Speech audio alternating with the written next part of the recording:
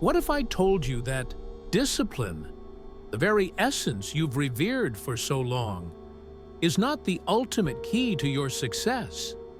Consider your early mornings, cold showers, and endless journaling. Without a guiding law, these practices could mean very little. Would you be willing to listen? Have you ever found yourself drifting off course despite putting in the work?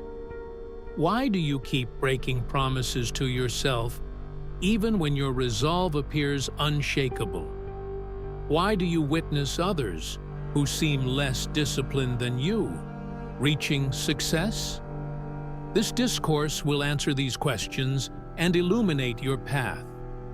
You will discover why relying solely on discipline leads to eventual breakdowns, why effort without a firm foundation crumbles under pressure, and why the transformation in your life only occurs when you assert a standard that surpasses fleeting emotions, stronger than mere motivation, and more enduring than willpower. Figures like Solomon did not merely adhere to habits. They governed by their own laws. Henry Ford did not wait for inspiration. He operated under unyielding commands. Thomas Edison did not concern himself with feelings. He acted on his written word. I will guide you in establishing your internal governance, teaching you how to inscribe your own code, command your thoughts, and become truly unshakable. What you truly need isn't merely more discipline, it's a law to uphold. Once you grasp this pivotal concept, you'll find that exerting effort will no longer be a struggle. You will transform into a person whom self-governance rewards. Let me emphasize that discipline alone will not save you. It will drain your energy. You can wake up early, affirm positive thoughts, and resist temptations, yet still live in unfulfillment. You might build elaborate routines, journal meticulously, and schedule your days perfectly, only to drift aimlessly.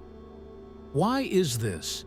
Because you have yet to establish a law, a command that your soul will follow, irrespective of mood. You've been leaning on willpower when what you truly need is a binding covenant. Discipline may give the illusion of structure, but a law is an internally enforced structure. A disciplined person acts when motivated, while a person governed by law acts regardless of motivation. The world often honors the latter, forgetting the former. The individual who lives by law has integrated structure into their very identity. Their actions are not habits, they are commands. Their days are not merely managed, they are executed with discipline. To put it plainly, the exhaustion you feel stems from managing behavior instead of declaring your destiny. You are attempting to correct through sheer effort what can only be governed by law. Discipline bends under pressure, whereas law grows firmer. It endures, while discipline falters. Reflect on those you admire: Edison, Ford, Lincoln, Carnegie. They were not merely disciplined, they were governed.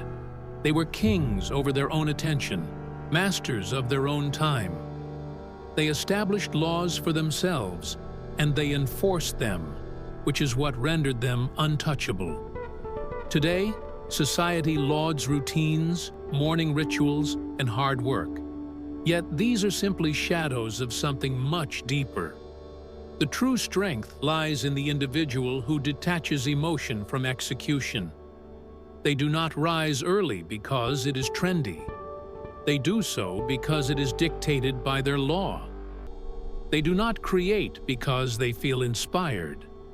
They create because their law compels them to do so. They do not indulge in pleasure, engage in idle chatter, or waste time because their law prohibits it. A law streamlines actions and abolishes confusion. You may often find yourself exhausted because you grapple with incessant questions. Should I go to the gym? Should I work today? Should I finish what I started? But the person living by law has no such doubts. They act not based on feelings or debates, but on firm declarations and commands. Understand this: true freedom is achieved by enslaving yourself to your own vision. Everyone else is merely a servant, constrained by the opinions, distractions, and failures surrounding them. The person who enforces their own laws reigns over themselves. Those who don't will be governed by everything else. I'm not referring to laws imposed by politicians, religions, or transient trends. I speak of the laws you consciously inscribe on your soul, the principles that dictate your actions from dawn until dusk, your plans and your thoughts, your conversations and your silences.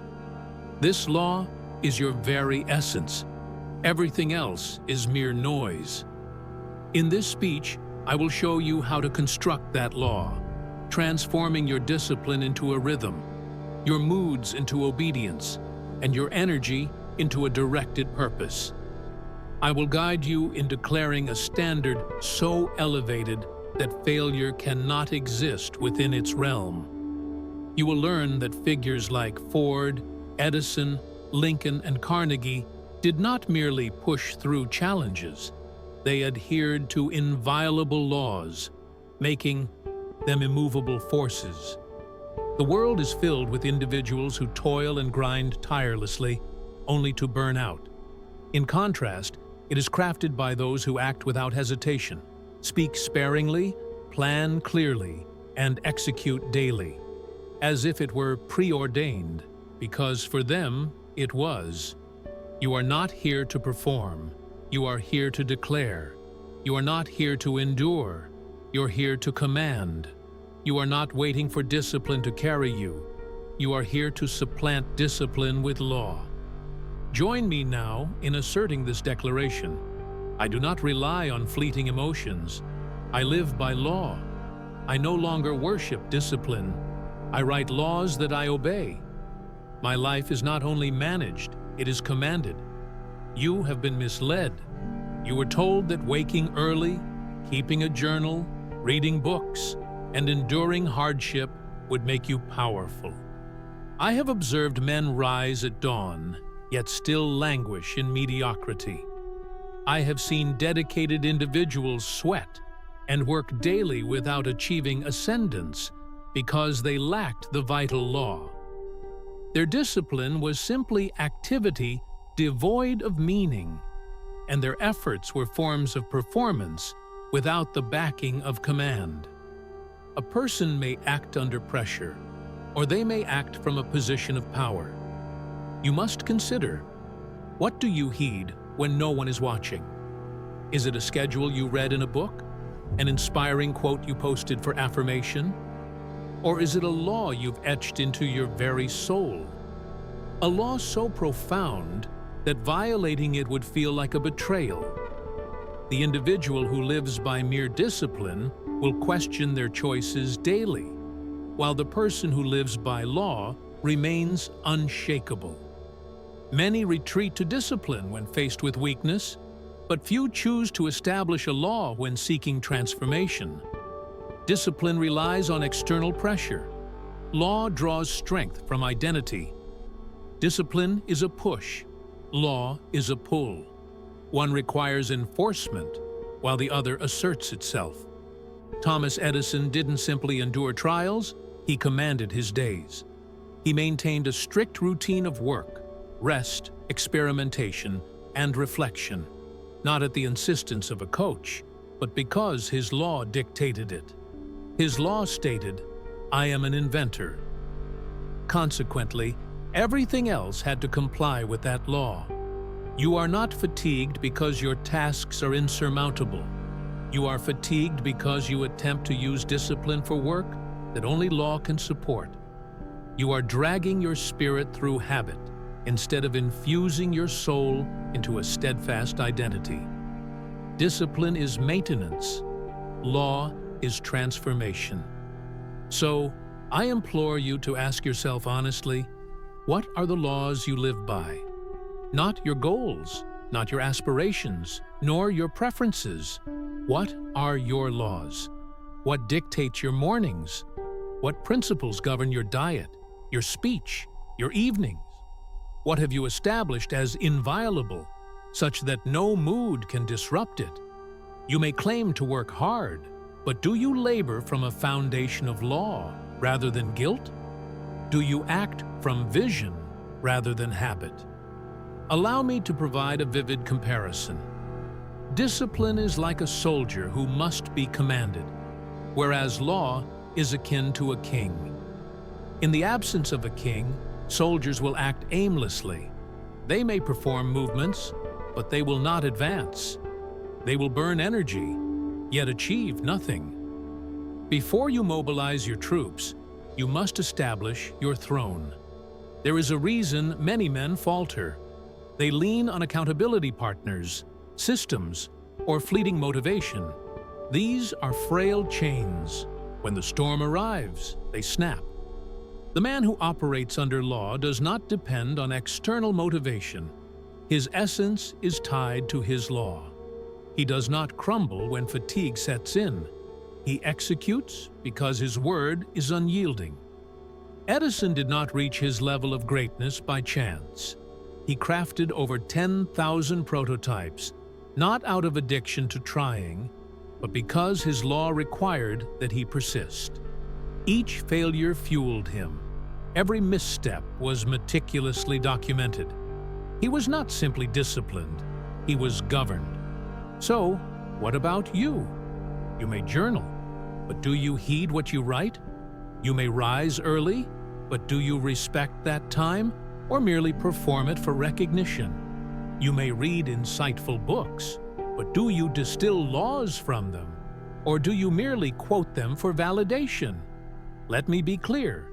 Effort without a clear aim is wasted energy. Strenuous exertion without structure is punishment. Motion devoid of a code leads to aimlessness. You can no longer endure drift. You must transform your discipline into a law or remain eternally in the cycle of performing without progressing. Here's how to initiate your transformation. First, select one behavior you know must become law. It could be waking up at a precise time, proclaiming your intended aim each morning, or documenting your daily successes and failures. Write it as law. I rise each day at 5:30 a.m. I study my aim with clarity. I do not procrastinate. Do not ask yourself how you feel about it. Do not question whether it will work. Declare it and adhere to it for 30 days without exception. Then extend it and extend it again. Within 90 days, you will become the person whom law rewards. Repeat these statements with conviction.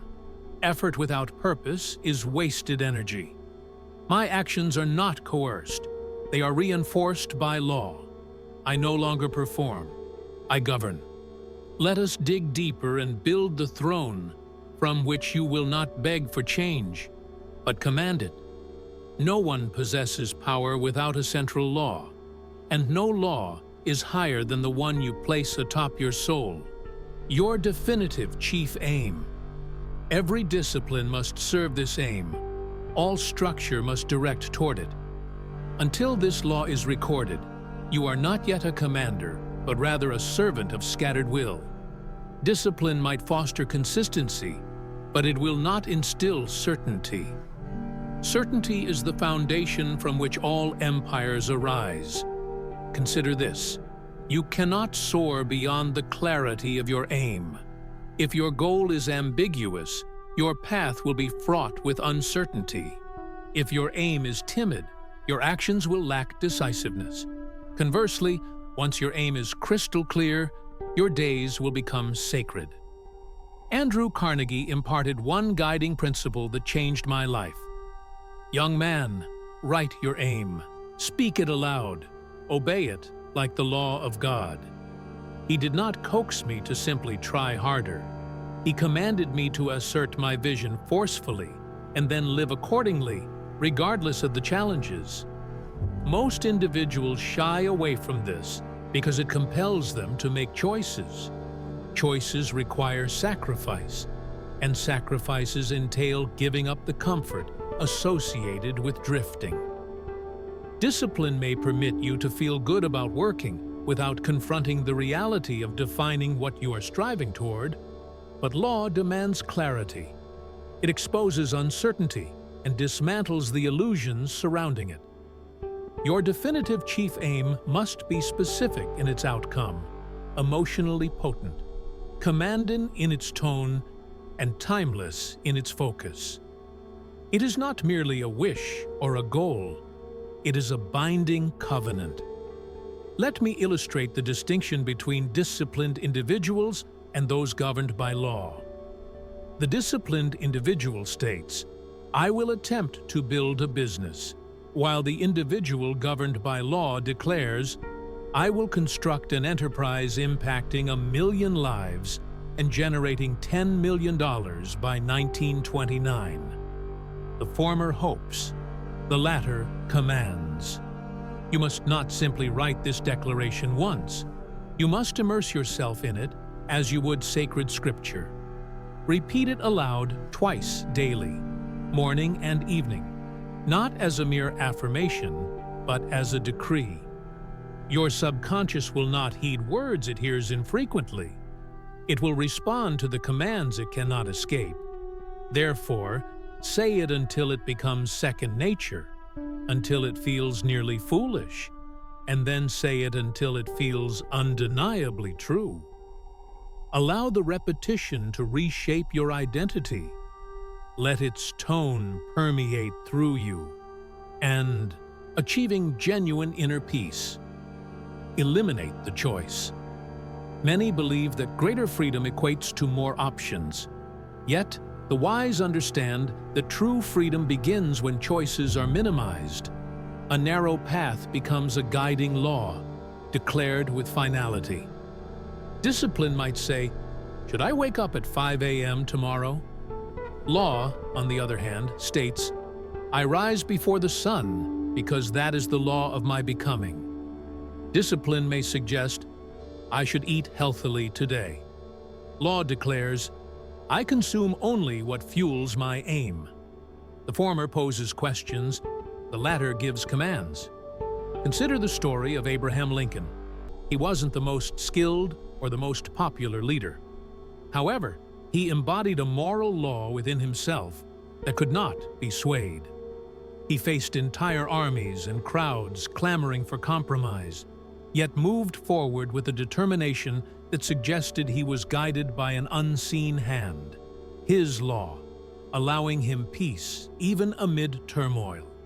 Now, reflect on what you still debate when you should have already made a declaration.